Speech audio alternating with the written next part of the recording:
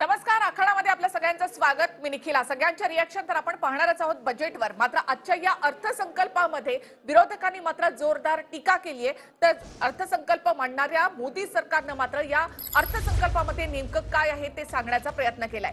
संजय राऊत यांनी केंद्र सरकारवर टीका केली. खिशात नाही दाणा आणि मला बाजीराव म्हणा, असं संजय राऊत यांनी म्हटलेलं आहे.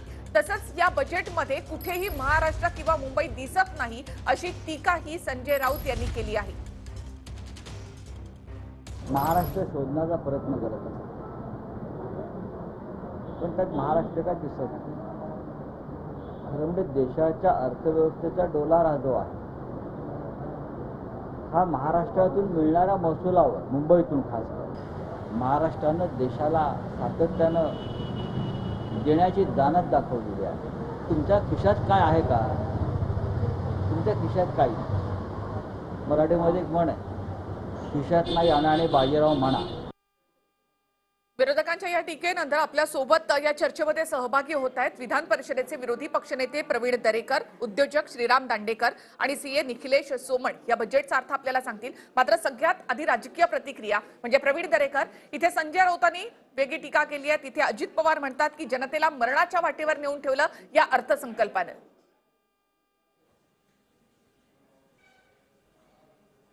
नाही, खरं म्हणजे संजय राऊत किंवा अजितदादांकडून या बजेटवर स्तुतीस्तुमनं उधळतील अशी काही अपेक्षा करायचं काही कारण नाही.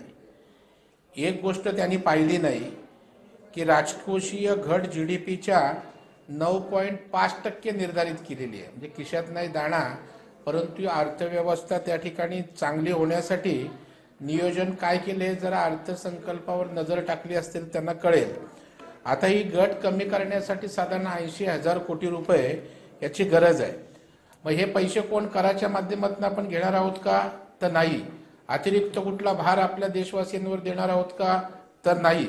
तर त्याच्यासाठी बाजारातून किंवा निर्गुंतवणुकीतून ही उभी केली जाणार आहे याची जाणीव या ठिकाणी संजय राऊत साहेबांनी करणं अत्यंत आवश्यक आहे.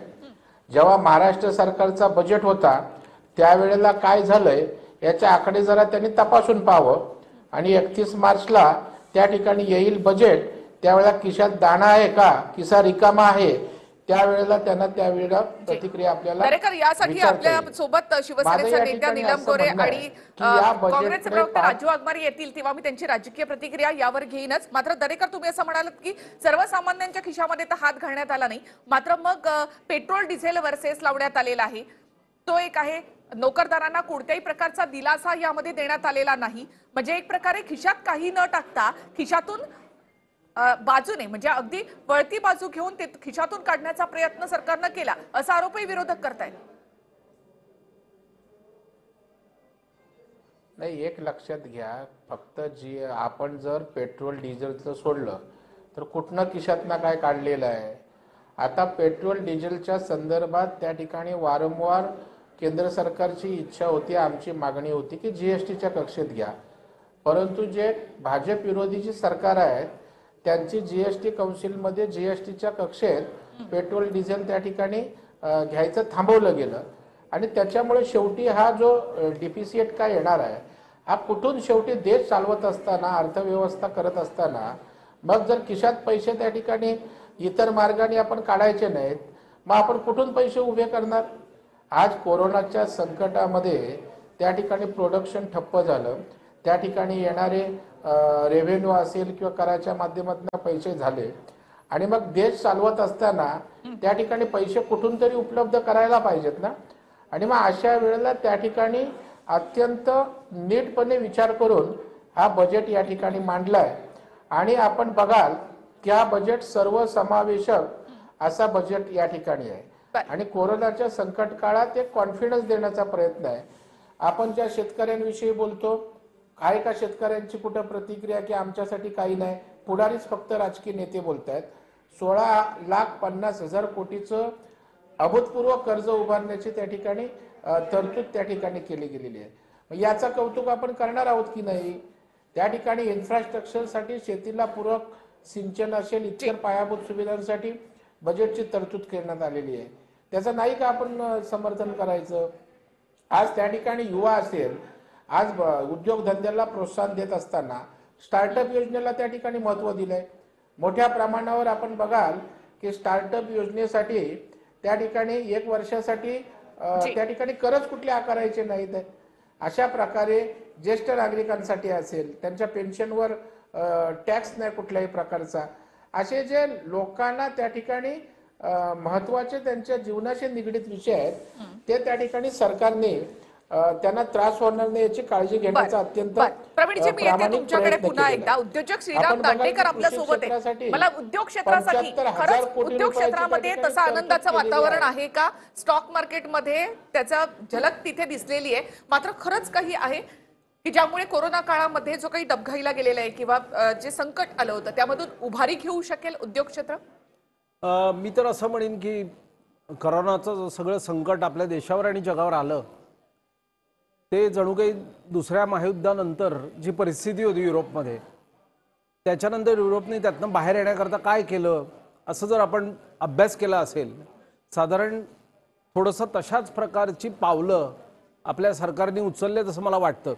उदाहरणार्थ इन्फ्रास्ट्रक्चर आणि रोड डेव्हलपमेंट किंवा हायवेज आणि एकूणच इन्फ्रा प्रोजेक्ट्स याच्याकरता जो मोठा पुश दिला आहे हा अत्यंत आवश्यक होता. विशेषतः अशा एका विलक्षण घटनेनंतर तो फार आवश्यक होता.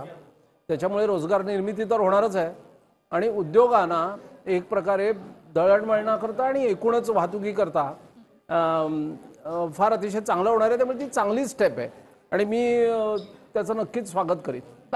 राजू वाघमारे सुद्धा आपल्या सोबत आता जोडले गेलेत. काँग्रेसचे प्रवक्ते थ्रू होत आहेत आपल्या सोबत. मात्र तोपर्यंत आपण निखिलेश सर तुमच्याकडे येते. मगाशी आपण पाहिलं की स्टॉक मार्केटमध्ये अचानकपणे उसळी, म्हणजे गेल्या आठवड्यामध्ये स्टॉक मार्केटमध्ये आपण पाहिलं तर घसरण पाहायला मिळाली. मात्र बजेट सादर होत असताना असं काय घडलं की स्टॉक मार्केटमध्ये एवढी उसळी पाहायला मिळाली? बघा, आपण जर याची पार्श्वभूमी बघितली तर आपण गेल्या आठवड्यामध्ये मार्केट खाली काय येत होतं तर ह्याचं प्रमुख कारण असं लक्षात घ्या की कोरोनानंतर मार्केट जे खाली गेलं होतं, म्हणजे 13-23 मार्चला आपण बघितलं तर निर्देशांकाने आपल्याला न्यूनतम पातळी गाठली होती. 7,500 निफ्टी आला होता, 25,000 सेन्सेक्स आला होता. त्यावेळेला देखील मी आपल्या चॅनलवरून लोकांना आखाड्यामध्ये सांगितलं होतं की शेअर बाजारामध्ये गुंतवणूक करायला हरकत नाही, व्यवस्था जागेवर येईल आणि अल्पावधीमध्येच बाजाराने डबल सेन्सेक्स झालेला बघितला. आता बघा, जेव्हा एखादी गोष्ट एवढी वाढते तेव्हा शेअर बाजाराचा स्थायी भाव असतो की मार्केट जसं वर जातं तसं ते खाली देखील येतं. तर त्यामुळे माझ्या मते ही जी रॅली आली होती ही बहुतांश ही लिक्विडिटी ड्रिव्हन रॅली होती. परदेशी वित्तीय गुंतवणूकदार, म्हणजे मी नेहमी हे आपल्या चॅनलच्या माध्यमातून लोकांना सांगत असतो की भारतीय गुंतवणूकदारच आपल्या बाजारावर विश्वास ठेवत नाही, पण परदेशातनं लोक येऊन आपल्याकडे गुंतवणुका करतायत आणि त्याचा चांगला परतावा मिळवत आहेत. त्याच्यामुळे थोडंसं परदेशी वित्तीय गुंतवणूकदारांनी पण एक सावध पवित्रा घेऊन थोडीसं त्यांचं प्रॉफिट बुकिंग केलं होतं. आणि आज आपण जेव्हा बघितलं की टेक्निकल लेवलला मार्केट खाली आल्यानंतर जेव्हा बजेटमध्ये एक अनाउन्समेंट सुरू झाल्या आणि जेव्हा पहिलंच इन्फ्रास्ट्रक्चरला मोठं बूस्ट आपल्या वित्तीय मंत्र्यांनी अनाउन्स जेव्हा केलं माननीय, त्यावेळेला बाजाराला ही खात्री पडली की ह्या वेळेला निश्चित त्यांना जी अपेक्षा होती की थोडंसं इकॉनॉमीला बूस्ट देणारे हे बजेट असेल. मला माहिती आहे की थोडंसं मध्यमवर्गीय याच्यातनं निराशापदरी पडले, त्यांना कर सवलत वाढली नाही किंवा इतर ज्या काही गोष्टी आहेत, पण जेव्हा आपण राष्ट्रप्रथम म्हणतो आणि आपल्याला राष्ट्राला जर विकासाच्या दिशेने न्यायचं असेल तर कधी कधी वैयक्तिक विचार न करता आपण नेशन ॲज अ होल जर विचार केला तर निश्चित बजेट स्वागतार्ह आहे असं मी म्हणेन. आणि त्याच्यामुळे शेअर बाजारांनी पण त्याला थम्सअप दिलेला आहे आणि शेअर बाजार हे आपल्या इकॉनॉमीचंच प्रतीक आहे असं म्हटलं जातं. त्याच्यामुळे जर बाजार खुश आहे त्याचा अर्थ इकॉनॉमी रुळावर यायला हरकत नाही. कदाचित ती 5 ट्रिलियन निर्मला सीतारामन यांनी म्हटलं होतं की अर्थसंकल्पामध्ये V-शेप ग्रोथ पाहायला मिळेल. आज ती सुरुवात झाली, निदान मार्केटने तरी V-शेप रॅली दिलेली आहे आणि येणाऱ्या काळामध्ये आपण बघूया आणखीन खऱ्या अर्थाने अच्छे दिन लोकांना बघायला मिळतील अशी आशा करूया. राजू वाघमारे आपल्या सोबत जोडले गेले आहेत. राजू वाघमारे, काय बजेटवर तुमची प्रतिक्रिया? अर्थात बाकी सगळी प्रतिक्रिया महाविकास आघाडीच्या नेत्यांची पाहिली तर खूप तीव्र तिखट प्रतिक्रिया येत आहेत. तुमची काय प्रतिक्रिया? नाही, हे बजेट जे जाहीर केलं त्याच्यापेक्षा त्यांनी बजेट दिलं नसतं तरी चाललं असतं, असा प्रकार आहे या बजेटच्या बाबतीत. म्हणजे बोलाचा कडी बोलाचा भात यापेक्षा अगदी जखमेवर मीठ चोळण्याचा प्रकार मध्यम वर्ग, शेती आणि इतर सर्व सेक्टरवर यांनी केलेला आहे. त्यांनी त्याच्यामध्ये काहीच केलं नव्हतं आणि आम्ही हे सुरुवातीपासून सांगितलेलं, निखिला आपल्या चॅनलवर सकाळीच मी सांगितलेलं की या बजेटबद्दल अगदी कारण नसताना त्याचं स्तोम माजवण्यात आलंय. जे टार्गेट आकडे दिलेले आहेत ते आकडे तुम्ही गाठूच शकत नाही. आणि याच्या अगोदरचं घ्या ना, 8 महिन्यापूर्वी 20 लाख कोटीचं पॅकेज मोदी सरकारने दिलं होतं. सरकारी माहितीनुसार आरटीआय मधून त्याच्यातलं फक्त 3% हे प्रमाण तुम्ही वापरलेलं आहे. म्हणजे सॉरी 10% म्हणजे जर तुम्ही बघितलं तर 3-3.25 लाख कोटीचं काम फक्त तुम्ही पैसे वाटलेत, बाकीचे पैसे वाटलेले नाहीत. आज 10 महिने होत आले. हे 20 लाख कोटीचं पॅकेज याच्या अगोदरचं दिलेलं. आताचे पॅकेज मधले किती मिळतील हे सोडूनच द्या तुम्ही. प्रश्न असा आहे की आताच चार्टर्ड अकाउंटंट साहेब म्हणाले की सेन्सेक्स चांगला आहे म्हणजे सगळं चांगलं आहे. अहो, सेन्सेक्सचा वापर जीडीपी मध्ये सगळ्या जर भारतातल्या कंपन्या तुम्ही घेतल्यात तर फक्त 6% आहे.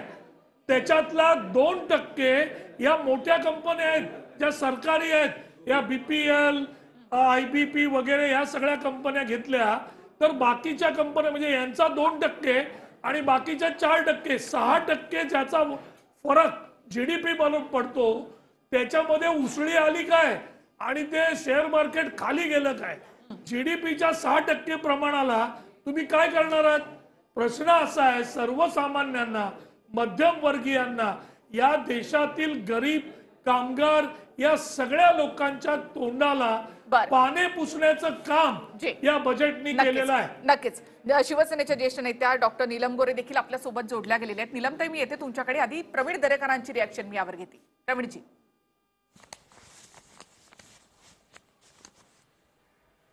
मला वाटतं आमचे मित्र राजू वाघमारे यांचा अर्थसंकल्पावर, आकडेवारीवर, तरतुदीवर चर्चाच करत नाही. अत्यंत अव्यवहार्य असं ते त्या ठिकाणी बोलत आहेत.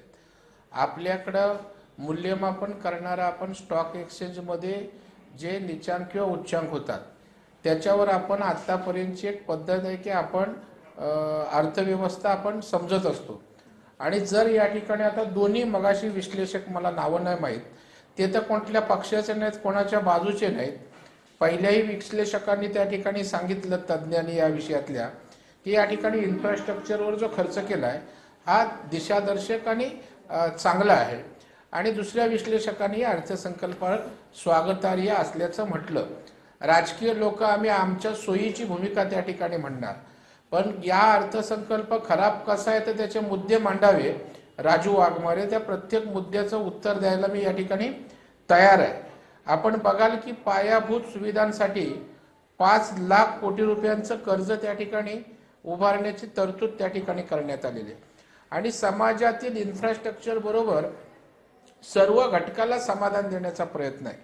आपण बघाल की अनुसूचित जाती जमातीसाठी आपण पहिलं 25% त्या ठिकाणी मार्जिन मनी होतं, तेही परवडत नाही. म्हणून आपल्या या गरीब वंचित समाजाला ते मार्जिन मनी 15% त्या ठिकाणी आणलं. आणि अशा प्रकारे आदिवासींसाठी तरतूद मोठ्या प्रमाणावर आहे. आपण इन्फ्रास्ट्रक्चर बोलत असताना रेल्वेसाठी 10-12 हजार कोटीची तरतूद आहे. रस्त्यांवर त्या ठिकाणी आपण बघा, मुंबई तो दिल्ली रस्ता असेल, त्या ठिकाणी मुंबई तो कन्याकुमारी असेल. हे काय अत्यंत अभिमान वाटणारे अशा गोष्टी आहेत ना. आणि चांगल्या गोष्टीचं आपण कौतुक करणार नाही तर कशाचं करणार आहोत. नागपूरच्या पुन्हा एकदा नीलमताई, तुम्हाला अर्थसंकल्प नेमका कसा वाटतो. पायाभूत सुविधांवरचा मोठा खर्च यापेक्षाही लोकांना तातडीनं खिशात, म्हणजे कोरोनाच्या काळामध्ये तातडीनं अशी जी काही मदत, थेट मदत म्हणूया आपण त्याला, ती अपेक्षित होती. शेतकऱ्यांना देखील अशा प्रकारे थेट मदत ही अपेक्षित होती या अर्थसंकल्पामधून. मुळामध्ये असं आहे की केंद्र सरकारची जी भूमिका राहिलेली आहे गेल्या काही वर्षांमध्ये आपल्याला दिसतं की आश्वासनं देतात ते की 6,000 रुपये आम्ही देऊ प्रत्येक माणशी, पण ते प्रत्यक्षामध्ये 4-4.5 वर्ष अगदी लोकांची सहनशक्ती संपल्यानंतर ते देणं, किंवा प्रत्येक बाबतीमध्ये इतकी एकाधिकारशाही आहे यांची प्रत्येक बाबतीमध्ये.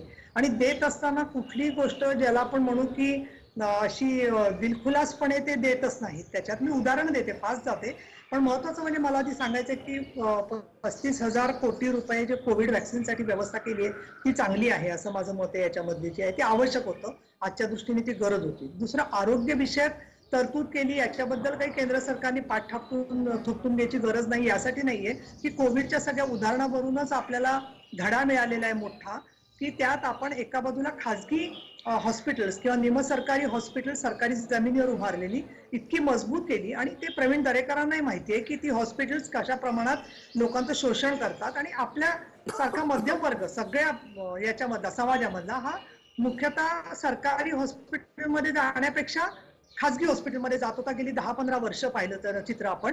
आणि अशा वेळेला एकदम सरकारी हॉस्पिटल्सवरती एवढा प्रचंड बोजा आला की उलट जसा त्या ओझ्यानी कोलमडून पडतो तशी परिस्थिती तयार झाली, आणि म्हणून ही सगळी तरतूद करणं ह्या कोविडच्या धडा जो मिळाला त्यातून आवश्यक होतं.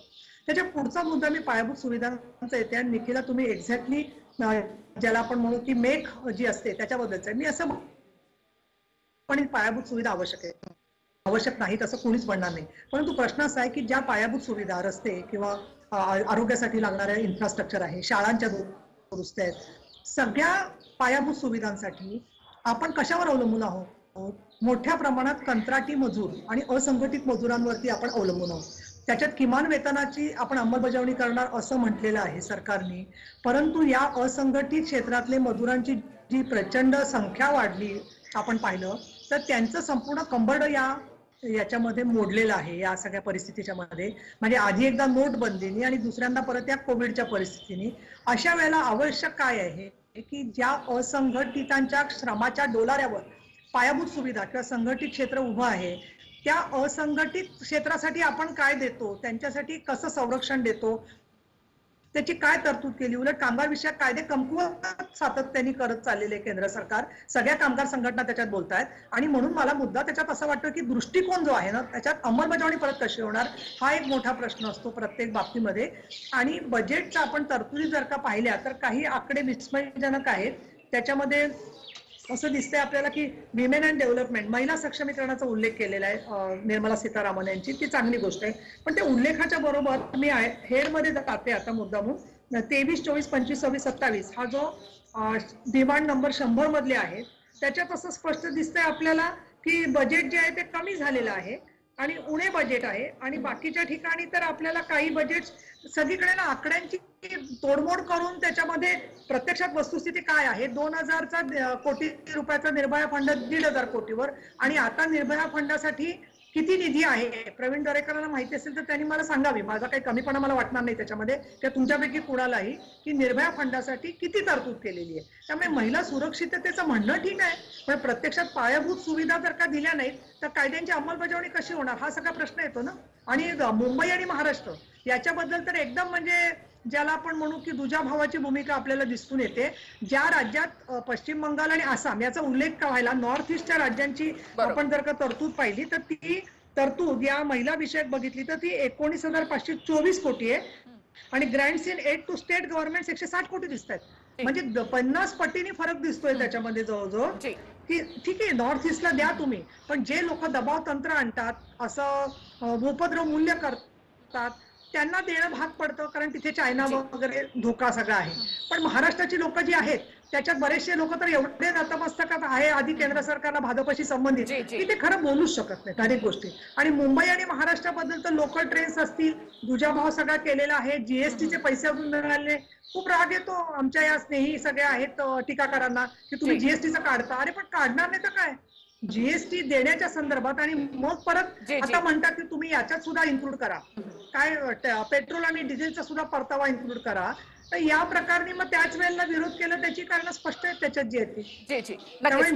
पुन्हा एकदा येते प्रवीण दरेकर. मुख्य प्रश्न आहे की या बजेटमध्ये महाराष्ट्र किंवा मुंबई कुठेच दिसत नाही, आणि ज्या राज्यांमध्ये निवडणूक आहेत त्याच राज्यांमध्ये फोकस करण्यात आलाय, तिथे निधी जास्त देण्यात आला आणि महाराष्ट्रावर अन्याय झाला. मी येते तुमच्याकडे एक छोटासा ब्रेक आपण इथे घेऊयात, लगेच परत येऊया. ब्रेकनंतर पुन्हा एकदा स्वागत. पर्यावरण मंत्री आदित्य ठाकरे यांची बजेटवरची प्रतिक्रिया आधी आपण पाहूया.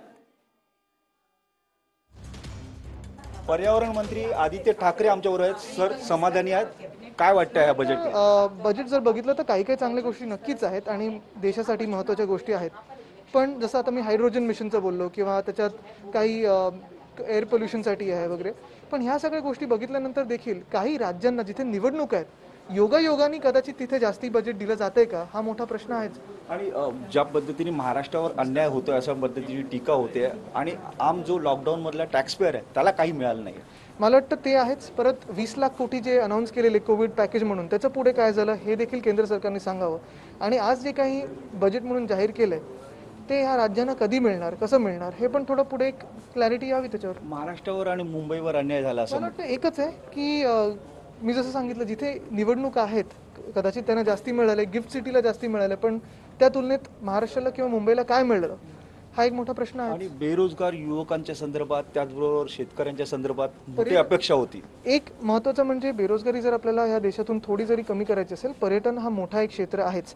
आणि त्या क्षेत्रामध्ये आपण जर बघितलं तर ह्या बजेटमध्ये तसं काहीच मिळालं नाही आहे. आम्ही पर्यटनाला स्पंज क्षेत्र बोलतो, कारण तिथे जेवढं सर्व्हिस सेक्टर वाढू शकतो, जेवढ्या नोकऱ्या उपलब्ध होऊ शकतात, ते ह्याच्यात दिसत नाही आहे बजेटमध्ये. केंद्रीय अर्थमंत्री म्हणतात की हा डिजिटल बजेट आहे. डिजिटल म्हणजे फक्त नुसतं बघण्यापुरतं. त्यात ठीक आहे. हे होते आदित्य ठाकरे. त्यांनी स्पष्ट म्हटले की या बजेटमध्ये निराशा आहे. आपण जाऊयात प्रवीण दरेकर यांच्याकडे. प्रवीणजी, अर्थात या बजेटमध्ये मुंबई आणि महाराष्ट्र शोधावा लागतो अशी टीका विरोधकांकडून केली जाते. महाराष्ट्रासाठी काहीही मिळालेलं नाही. या पूर्णपणे राजकीय अभिनिवेशातनं केलेली वक्तव्य आहेत. आपल्याच बातमीमध्ये आपण सांगताय नागपूरसाठी 5,700 कोटी, नाशिक मेट्रोसाठी 2,096 कोटी आणि नंतर सांगतोय महाराष्ट्राला काय मिळालं. म्हणजे आपल्याच बातमीत सांगण्यापूर्वी दोन गोष्टी आपण स्पष्ट केल्यात.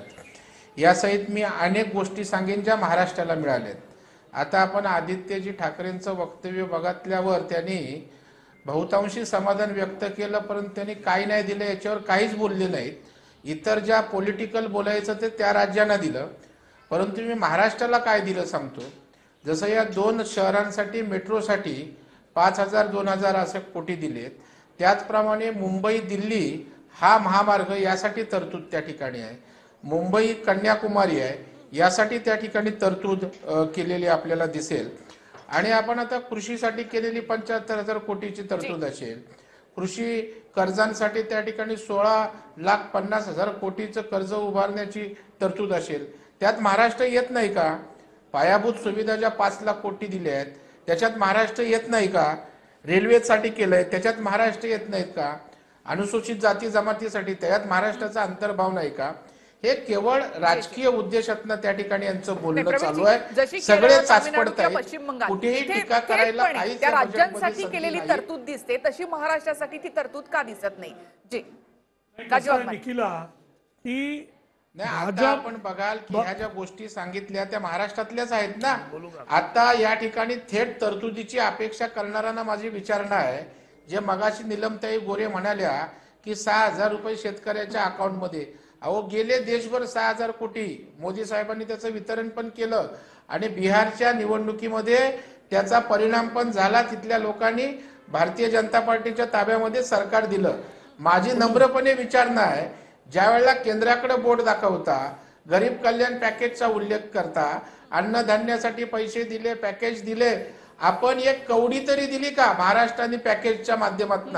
ज्या वेळेला इतर राज्य वेगवेगळ्या प्रकारची आपली पॅकेजेस करत होती त्यावेळेला एक नवी दमडी, एक कवडी सुद्धा पॅकेज दिलं नाही. तिकडे शेतीला पॅकेज दिलं, फुलवाल्याला पॅकेज दिलं, बारामतीला पॅकेज दिलं. मी इथे नम्रतेने सांगू इच्छिते की केंद्र सरकार जे पैसे देतं ते त्यांच्या घरचे पैसे नाहीयेत आणि राज्य सरकार देतं तेही त्यांचे खासगी पैसे नाहीयेत. जनतेच्या करामधून आलेल्या पैशाचा विनियोग करण्यासाठी केंद्र आणि राज्य सरकारवर जबाबदारी असते. हे मी वाक्य सातत्याने ऐकते. म्हणजे जसं एखाद्या मजुराशी सावकाराने ज्या भाषेत बोलावं ना, 1 रुपया तरी दिला का, 1 रुपया तरी दिला का, हे मी सातत्याने ऐकते. पण मला असं वाटतं की तुमच्यात एवढी जर का आहे ना आत्मप्रतिष्ठा आणि स्वाभिमान, तर महाराष्ट्राचा कर जो आहे तो आमच्याकडे जमा करायची व्यवस्था करा. त्याच्यामधून आम्ही चालू शकतो. जास्तीत जास्त कर जे राज्य देतं त्याच्यामध्ये तुम्ही पैसे थकवून धरता प्रत्येक बाबतीमध्ये जे आहे ते. आणि दुसरं, राज्याचे पैसे म्हणजे फक्त राज्याचे नसतात, सर्वसमावेशक नसतात. काही राज्याशी संबंधित असे खास विषय असतात की ज्या विषयांच्या मध्ये आपल्याला मदतीची गरज असते. जसं उदाहरणार्थ मुंबई, पुणे, नाशिक आणि संपूर्ण महाराष्ट्र, विदर्भ जोडण्याच्यासाठी रेल्वे सक्षमीकरण करणं. तुम्ही नाशिकला दिलं, नागपूरला दिलं, ते आपलेच आहेत, आम्हाला त्याच्याबद्दल आनंदच आहे. परंतु प्रश्न असा आहे की मुंबई आणखीन हे संपूर्ण मराठवाड्याचे लोकांचं सातत्याने मागणी राहिलेली आहे की त्यांना कनेक्टिव्हिटी पाहिजे. त्यांचा कुठे विचार झालेला आहे? आणि त्याच्यामुळे टीकेसाठी टीका आम्ही करत नाहीये. आणि राज्य सरकारच्याकडे जर का स्रोत तसे असतील, पर्यटन स्थळांचा उल्लेख केला आदित्य ठाकरे यांनी, दुर्ग किल्ल्यांची पुरातत्व विभागाची केंद्राची जबाबदारी असते, काय स्वरूपात मदत देत आहेत, पूर्वीच्या काळात दिलेली आहे केंद्र सरकारने अनेक वेळेला पर्यटन विभागासाठी, आणि ते एक उदाहरण दिलं आदित्यजींनी बोलत असताना. आणि म्हणून मला एक सांगायचं की केंद्र आणि राज्य असा जेव्हा तुम्ही वाद लावता ना, त्याच्यामध्ये ज्या प्रमाणामध्ये तुम्ही हे दाखवतात, दुजाभाव दाखवतात प्रत्येकाच्या संदर्भामध्ये, आणि जे लोक सुसंस्कृतपणे बोलतात आणि त्याच्यामध्ये स्वतःची बाजू मांडत राहतात, त्याच्यापेक्षा आणि तुम्हाला म्हणजे फक्त 6,000 रुपये याच्यासाठी द्यायचे होते की निवडणुका जिंकण्यापुरते. मी समजू शकते साधू संत नाही आहात, पण शेतकऱ्यांच्या आत्महत्या होत आहेत त्याच्याबद्दल तुम्ही काय दिलं? अजूनही नुकसानग्रस्तांचे पैसे दिलेले नाहीयेत महाराष्ट्राचे, त्याच्याबद्दल काय केलं? जेव्हा तुम्ही विरोधात होता त्यावेळेला सगळ्या या गोष्टी बोलत आहात, आणि तुम्ही स्वतः असताना त्यावेळेचे पैसे प्रलंबित ते परत दिले 10,000 कोटी. 1-2 तासामध्ये जाऊन सही केली मंत्रालयात, आणि जो निधी आला होता तो केंद्र सरकारचा परत केला. ही तुमची बांधिलकी केली. त्याच्यावर मी काय म्हणणं आहे? निखिला, शेतकऱ्यांच्या विषयी निलमताई बोलताना शेतकऱ्यांच्या आत्महत्या केलेल्या मुलांना नोकऱ्या लावू बोलल्यात, लावल्यात का? आता पहिले आपल्या गोष्टी सांगा. आपण इथे काय केलं ते सांगायचं नाही, दुसऱ्याकडेच बोट दाखवताय.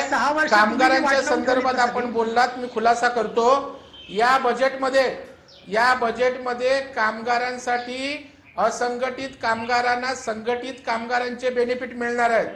मगाशी जो कामगारांचा उल्लेख केला ना, त्या संदर्भात सांगतोय की त्यांच्यासाठी असंघटित कामगारांना संघटित कामगारांचे बेनिफिट्स मिळणार आहेत. किमान वेतन या संदर्भात सुद्धा या ठिकाणी बजेटमध्ये दखल घेण्यात आलेली आहे. आणि मला वाटतं आरोग्य क्षेत्र असेल, प्रदूषण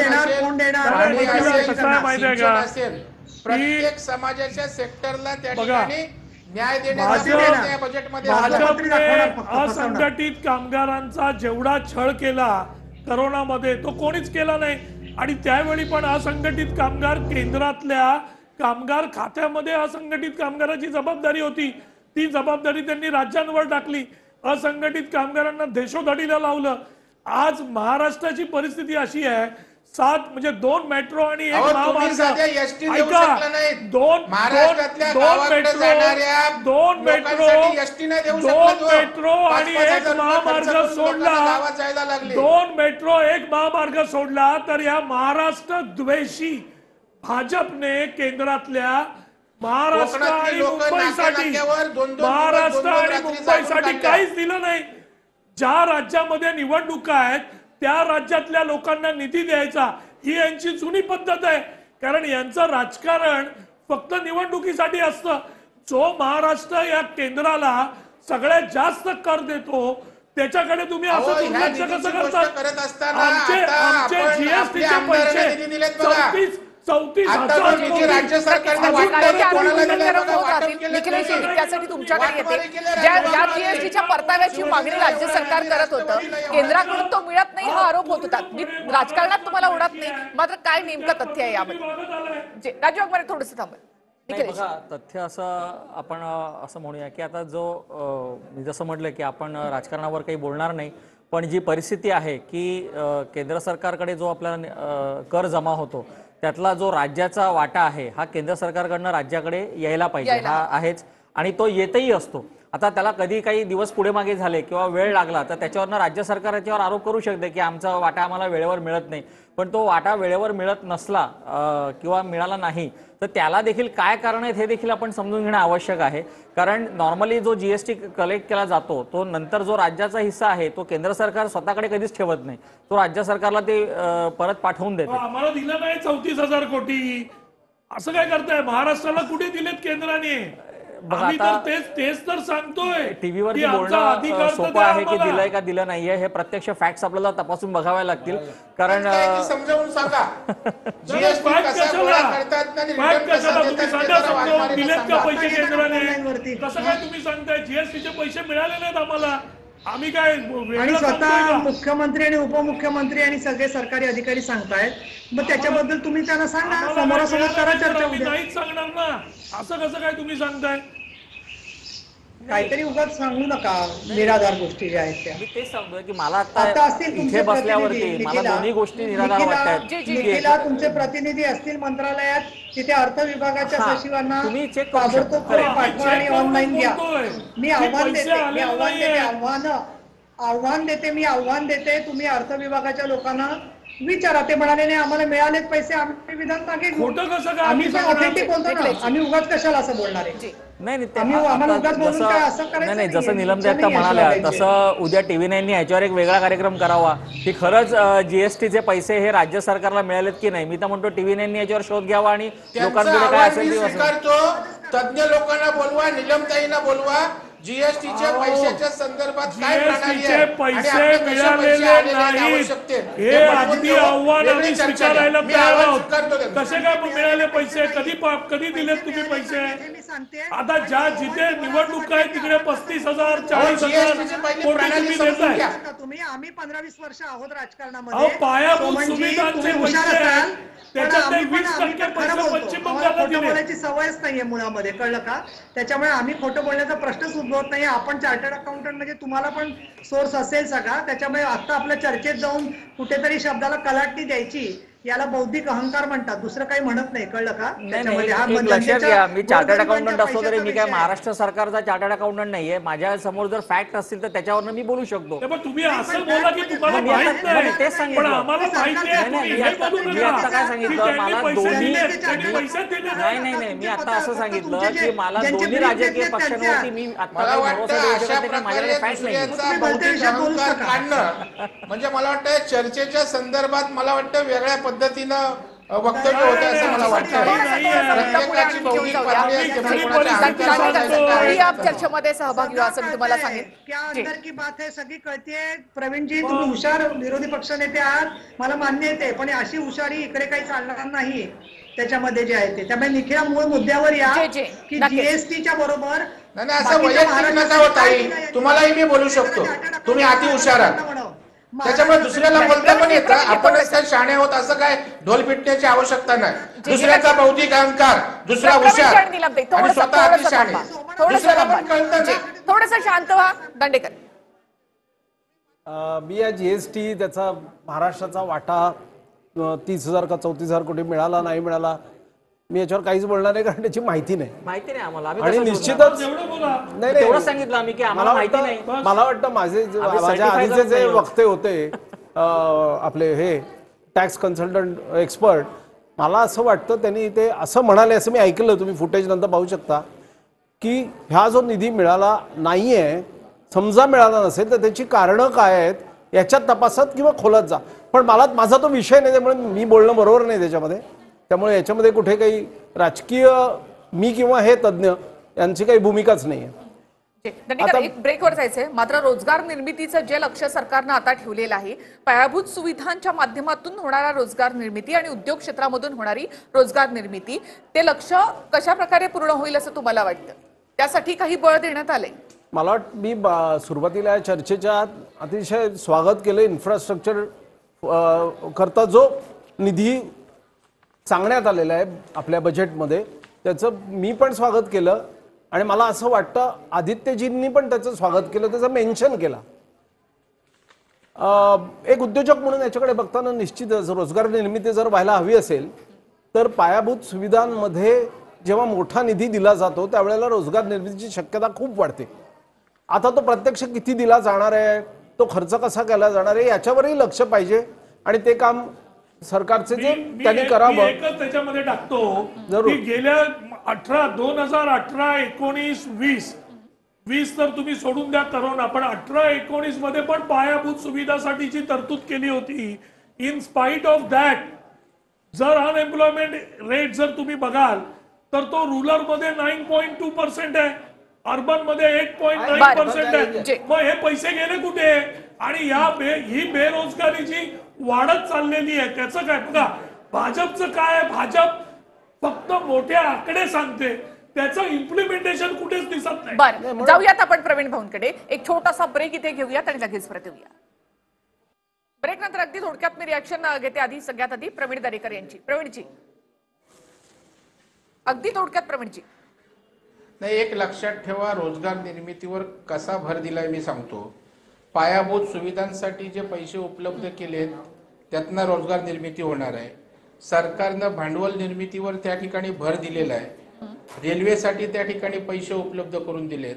आता लातूरला रेल्वेचा कारखाना होतोय, कोणाला रोजगार त्या ठिकाणी मिळणार आहे. आदिवासी अनुसूचित जाती जमातींसाठी 25% मार्जिन मनी 15%वर आल्यानं त्या ठिकाणी आता तिथे उद्योग व्यवसाय वाढणार, जास्त त्या ठिकाणचे विद्यार्थी त्या जाती जमातीतील मुलं त्याचा फायदा घेणार. आणि त्याच्यामुळे मला वाटतं आपण म्हणतोय की बोलताना करत नाहीत. आपल्याला लक्षात असेल की मागे MSMEच्या घोषणा केल्या होत्या, त्यातल्या 15,700 कोटी रुपये त्या ठिकाणी देऊन पण झालेत. आणि त्याच्यामुळे उद्योगधंद्याला चालना देणाऱ्या गोष्टी झाल्यात. आता आपण बघाल स्टार्टअपसाठी त्या ठिकाणी 1 वर्ष कुठलाही कर आकारला जाणार नाही. मग यातनं रोजगार त्या ठिकाणी निर्माण होणाऱ्या ज्या गोष्टी आहेत त्याला अशा प्रकारे बॅकअप देण्याचं काम या ठिकाणी झालेलं आहे. आणि म्हणून मला वाटलं या सगळ्या छोट्या मोठ्या उद्योग व्यवसायांना दिलेल्या सवलती, केलेल्या तरतुदी, इन्फ्रास्ट्रक्चरवर त्या ठिकाणी केलेलं बजेटिंग, या सगळ्यांची गोळाबेरीज त्या ठिकाणी रोजगार उपलब्धतेवरच त्या ठिकाणी होणार आहे. आता एक गोष्ट खरी आहे की आर्थिक संकटामध्ये, या कोरोनाच्या संकटामध्ये देशाची आर्थिक स्थिती त्या ठिकाणी विस्कळीत होणं स्वाभाविक आहे. आणि त्याच्यामुळे थेट जे बेनिफिट मोठ्या प्रमाणावर सर्वसामान्यांना अपेक्षित असणं काही गैर असं नाही. परंतु शेवटी आपलं कुटुंब चालवताना कोरोनाचा आपल्यावर काय परिणाम झाला आपण बघितला. आणि मग तसाच देश चालवताना, राज्य चालवताना स्वाभाविकता हे सगळे आर्थिक दुष्परिणाम या गोष्टीवर होत. निखिला, आमचे मित्र प्रवीण दरेकरजी सांगतायत करोनामुळे कसा परिणाम झाला. मी त्यांना आठवण करून देतो की 2018 आणि 2019च्या पहिल्या क्वार्टर पासून ते कन्झिक्युटिव्हली 8 क्वार्टर्स GDP डाऊनवर्ड्स होता, स्पायरल. म्हणजे आर्थिक स्थिती इतकी डबघाईला आली होती 18-19 पासून. करोना नसता तरी परिस्थिती बिघडलेली होती मोदींच्या काळात. नक्कीच राजू वाघमारे, आरोप प्रत्यारोप होत राहतील. खूप खूप धन्यवाद, तुम्ही सगळे या चर्चेमध्ये सहभागी झालात आणि आपली मतं या ठिकाणी मांडलीत त्याबद्दल. चर्चेमध्ये आपल्याला इथे थांबावं लागतंय. नमस्कार. वेळ संध्याकाळी 7ची. देश महाराष्ट्राची महत्वाची खबरबात जाणून घ्यायची. देश आणि महाराष्ट्राच्या मोठ्या बातम्यांचं बुलेटिन देश महाराष्ट्र रोज संध्याकाळी 7 वाजता. TV9 मराठी, काळजी तुमची, हित महाराष्ट्राचं.